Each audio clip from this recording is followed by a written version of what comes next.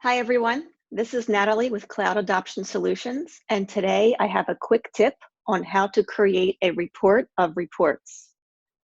The reason for creating this type of report is to keep your org clean, to keep track of who is creating reports, and to build some governance around report creation and the cleansing behind them. Typically, what happens in an org, a user will create a report and forget about it. 2 years later, the admin comes in. Typically, they're inheriting that org, and they're taking a look at all the reports that have been created and seeing that no one is running them. The person who created them no longer works for the company. So there's several reasons why you would want to perform this type of cleansing. So what I'm going to do is just show you how to create the report. It's very simple. I'm clicking on the Reports tab, New Report. And this type of report is administrative in nature. So you'll find it under the Administrative Report section. So click that, and then click Reports. And here you will see the Report Builder, which will allow you to start compiling the fields related to this report. So I'm going to bring in a couple of fields that are very important. Created date is one of them. So you want to see the created date behind the reports that are in your system. Last run date, it's always a good one. The name of the report, which will be helpful, and the description, we'll pull that field into. I'm just going to rearrange my columns to make this look a little nicer when I run it. I'm going to move last run date next to created date, and I'll show you why in just a second. Now that I have my columns rearranged, I'm going to click Run.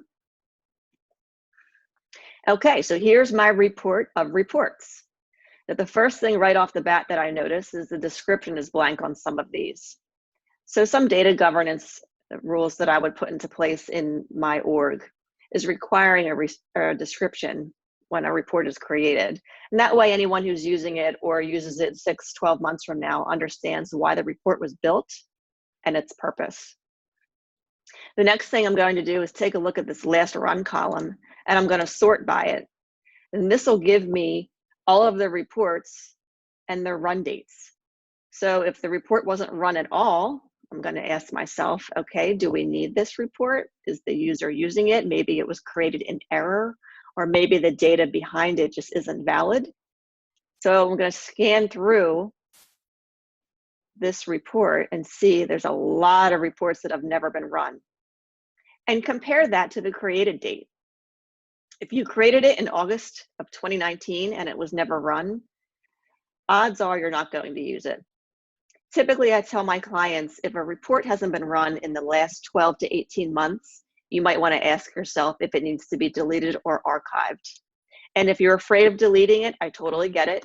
So just archive the report. Create yourself an archive folder and throw that report in it, just in case you're not ready to, commit to the full delete. So you can see all these run dates are populated here.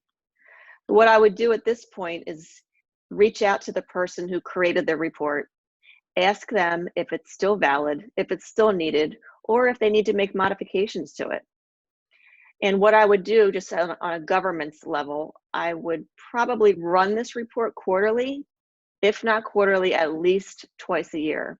You don't want to let this wait until the end of the year when everything else is due and all the other cleansing that you're performing in your org is taking place. So if you have any questions regarding how to create this report or any of your Salesforce needs, please feel free to reach out to Cloud Adoption Solutions. We are here to help. Thanks.